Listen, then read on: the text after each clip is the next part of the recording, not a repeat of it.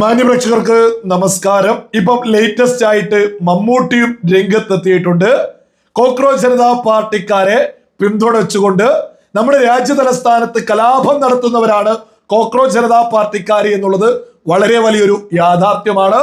മമ്മൂട്ടി എന്താണ് വിളിച്ചു പറഞ്ഞത് എന്ന് ഞാനൊന്ന് വായിച്ചു കേൾപ്പിക്കാം. യുവജനങ്ങളാണ് നമ്മുടെ രാജ്യത്തിന്റെ യഥാർത്ഥ സമ്പത്ത്. അവരുടെ ശബ്ദം ശ്രവിക്കുക, അവരെ സംരക്ഷിക്കുക, അവരെ ശാക്തീകരിക്കുക. ഈ മമ്മൂട്ടിയോടൊക്കെ പറയാനുള്ളത് വളരെ ലളിതമാണ്. എവിടെയാണ് കോക്രോച്ച് ജനതാ പാർട്ടിക്കാരുടെ ആളുകളുമായിട്ട് കേന്ദ്ര സർക്കാർ സംസാരിക്കാതിരുന്നത്? കൃത്യമായിട്ട് കേന്ദ്രമന്ത്രി കോക്രോച്ച് ജനതാ പാർട്ടിയുടെ നേതാക്കന്മാരുമായിട്ട് ചർച്ച ചെയ്തിട്ടില്ലേ? അത് മമ്മൂട്ടി ഇനിയും കണ്ടിട്ടില്ലെങ്കിൽ ഞാൻ ഇവിടെ അതും കൊടുക്കാം.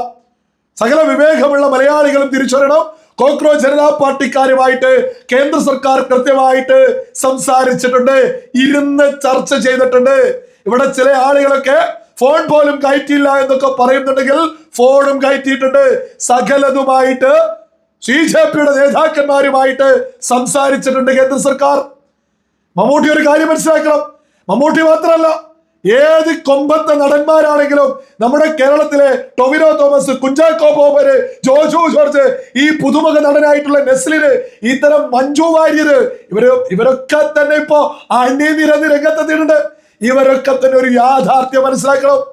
രാജ്യ തലസ്ഥാനത്ത് നടക്കുന്നത് നീറ്റ് എക്സാമിന്റെ ചോദ്യപേപ്പറുമായി ബന്ധപ്പെട്ട വിഷയത്തിലല്ല, അവര് നമ്മുടെ രാജ്യത്തെ വിഭജിക്കാനാണ് ഇപ്പോൾ രംഗത്തുള്ളത്. നേപ്പാളും ബംഗ്ലാദേശും ശ്രീലങ്കയും ആവർത്തിക്കാനാണ് അവർ നമ്മുടെ രാജ്യ തലസ്ഥാനത്ത് സമരം എന്നൊക്കെ പറഞ്ഞ് കലാപത്തിന് തുരിഞ്ഞിറങ്ങിയിട്ടുള്ളത്. നീറ്റ് എക്സാമിന്റെ ചോദ്യപേപ്പറുമായി ബന്ധപ്പെട്ട വിഷയത്തിൽ രാജ്യത്തിന്റെ പ്രധാനമന്ത്രി നരേന്ദ്രമോദി തന്നെ നേരിട്ടത്തെ ആ പ്രശ്നം പരിഹരിച്ചതാണ് എന്ന് വ്യക്തമാക്കിയതല്ലേ? എന്തെങ്കിലും വിളിച്ചു പറഞ്ഞത് മാത്രമാണോ? കൃത്യമായിട്ട് നിയമ നടപടി സ്വീകരിക്കുന്നു, അത് മാത്രമാണോ? ഒരു വർഷം വിദ്യാർത്ഥികൾക്ക് നഷ്ടപ്പെടാതിരിക്കാൻ വേണ്ടും ഈ എക്സാം നടത്തി 20 ലക്ഷത്തിലധികം ആളുകൾ എക്സാം എഴുതി, 11.5 ലക്ഷത്തിലധികം ആളുകൾ ക്വാളിഫൈ ചെയ്തു. ചോദ്യപേപ്പറുമായി ബന്ധപ്പെട്ട് ഈ ചോർച്ചയുടെ പിന്നിലുള്ള സകലർക്കെതിരെയും നിയമ നടപടി സ്വീകരിക്കുന്നു. ഇതല്ലേ ചോദ്യപേപ്പർ ചോർച്ചയുമായി ബന്ധപ്പെട്ട് ഒരു കേന്ദ്ര സർക്കാർ ചെയ്യേണ്ടത്? അത് പൂർണ്ണമായിട്ടും ചെയ്തു കഴിഞ്ഞു. പിന്നെയും നമ്മുടെ രാജ്യ തലസ്ഥാനത്ത് കലാപം നടത്തുന്നവരോട് നമ്മുടെ കേരളത്തിലെ പ്രധാനപ്പെട്ട ഒരു നടനല്ലേ ഈ മമ്മൂട്ടി, അതേപോലെ തന്നെ പ്രധാനപ്പെട്ടത് തന്നെയല്ലേ മഞ്ജു വാര്യർ? ഇവരൊക്കെ ഇങ്ങനെയാണോ പ്രതികരിക്കേണ്ടത്? ലളിതമായ ചോദ്യം. നിങ്ങളൊക്കെ സൽമാൻ ഖാനെ ഒന്ന് കണ്ടു പഠിക്കണം. സൽമാൻ ഖാൻ എന്താണ് പറഞ്ഞത് എന്ന് ഞാനൊന്ന് വായിച്ചു കേൾപ്പിക്കാം. വിദ്യാഭ്യാസപരവും സുരക്ഷാപരവുമായ കാര്യങ്ങളിൽ വിദ്യാർത്ഥികൾക്കാണ് മുൻതൂക്കം. അതിനാൽ അവർ വിഷമിക്കേണ്ടതില്ല, അവരുടെ മാതാപിതാക്കളെ അവർക്കായി വിഷമിക്കേണ്ടതില്ല.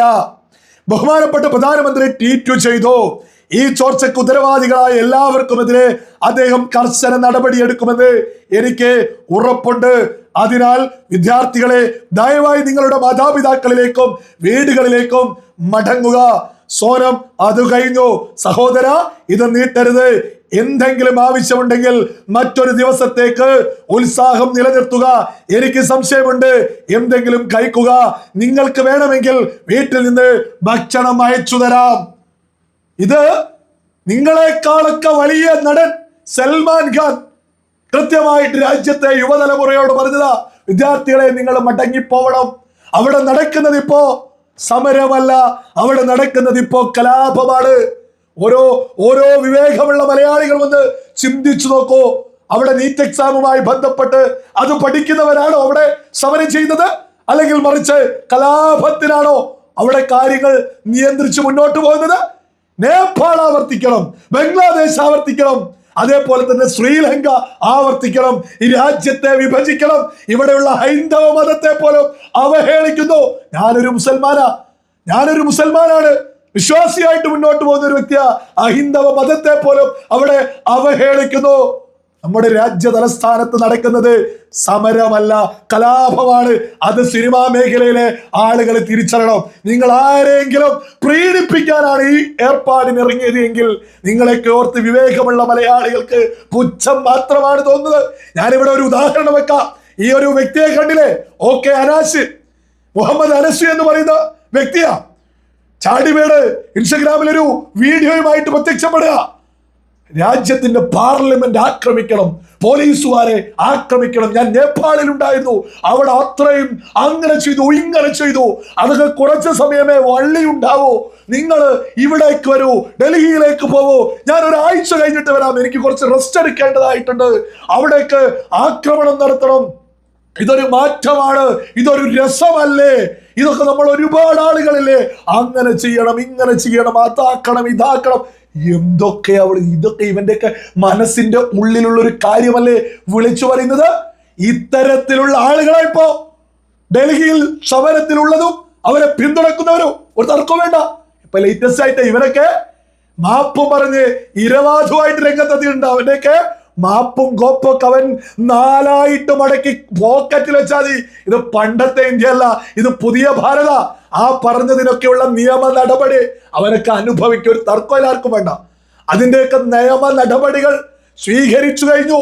അതുമായി ബന്ധപ്പെട്ട് രാജ്യത്തെ നിയമ സംവിധാനങ്ങൾ ഇത്തരം ആളുകൾക്ക് പിന്നാലെ തന്നെ ഉണ്ടാവും. ഈ മാപ്പൊക്കെ പറഞ്ഞത് നിയമ നടപടി വരുന്നതിലാ. ഇവന്റെയൊക്കെ ഉള്ളിലിരിപ്പല്ലേ. മറ്റൊരുത്തൻ വയനാട്ടിൽ നിന്ന് കുറ്റിയും പറിച്ച് ഡൽഹിയിൽ എത്തിയിട്ട് ലോകം അവസാനിപ്പിക്കാൻ നിൽക്കുക. ലോകം അവസാനിപ്പിക്കാനേ കുറെ ആൾ ഉമർ ഖാൻ ഇതിനു വേണ്ടിയിട്ട് രാജ്യത്തെ വിഭജിക്കാൻ, നേപ്പാൾ ആവർത്തിക്കാൻ, ശ്രീലങ്ക ആവർത്തിക്കാൻ, ബംഗ്ലാദേശ് ആവർത്തിക്കാൻ. ഇതൊക്കെയാണ് നീറ്റ് എക്സാമിന്റെ വിഷയത്തിൽ സമരം ചെയ്യേണ്ട മുദ്രാവാക്യം. ഇതൊക്കെ ചിന്തിക്കാൻ മമ്മൂട്ടിക്കൊന്നും വിവേകമില്ലേ? മമ്മൂട്ടിയോടൊക്കെ ലളിതമായിട്ട് മറ്റൊരു ഉദാഹരണം കൂടി മുന്നോട്ട് വെക്കാം. ഇവിടെ കഴിഞ്ഞ ദിവസവും SFI ഇവിടെ മാർച്ച് നടത്തിയിട്ടുണ്ട്.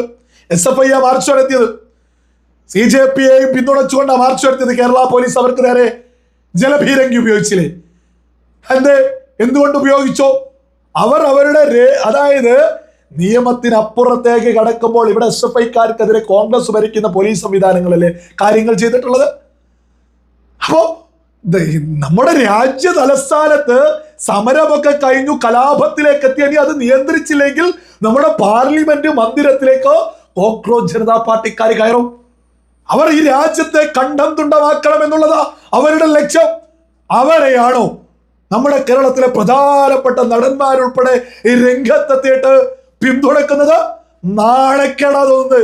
ഒരു മലയാള സിനിമ കാണുന്ന ഒരു വ്യക്തി എന്ന നിലയിൽ നാണക്കേട് തോന്നുന്നുണ്ട് അങ്ങോട്ട്.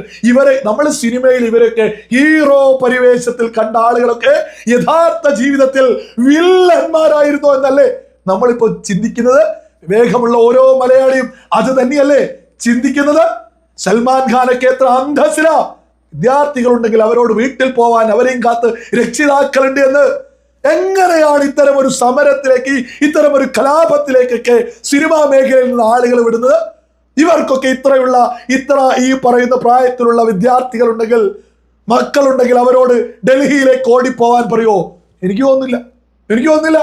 ഞാൻ അധികമൊന്നും കടന്നങ്ങ് കയറി മമ്മൂട്ടിയോടൊന്നും ചോദിക്കുന്നില്ല. മമ്മൂട്ടിയൊക്കെ ഇത് തിരുത്തണം, ഒരു തർക്കമില്ലാത്ത വിഷയ. ഇത് മലയാള സിനിമ കാണുന്നവരുടെ ഒരു ആവശ്യമായിട്ട് മുന്നോട്ട് വെക്കുക. നിങ്ങൾ ഈ കലാപകാരികൾ, അതായത് കോക്രോച്ച് ജനതാ പാർട്ടിക്കാർ കലാപമാണിപ്പോ രാജ്യ തലസ്ഥാനത്ത് നടത്തുന്ന, ഒരു തർക്കമില്ലാത്ത വിഷയം. നിങ്ങളൊക്കെ സൽമാൻ ഖാനെ കണ്ടു പഠിക്കണോ? ഞങ്ങളൊക്കെ പോയും മമ്മൂട്ടിയെ നോക്കൂ എന്ന് പറയുന്നതിന് പകരം ഇന്ന് സൽമാൻ ഖാനെ നോക്കി പഠിക്കൂ എന്ന് പറയുന്നതിലേക്ക് മലയാള സിനിമാ പ്രേമികളും എത്തിക്കഴിഞ്ഞു. ഈ കോക്രോച്ച് ജനതാ പാർട്ടി കലാപകാരികളെയൊക്കെ പിന്തുണച്ചതിന് നിങ്ങൾക്കൊക്കെ കൈയടിക്കാൻ വരുന്നത് ഈ രാജ്യവിരുദ്ധരാണ് എന്നുള്ളതിൽ ഒരു തർക്കവും ഒരാൾക്കും വേണ്ട.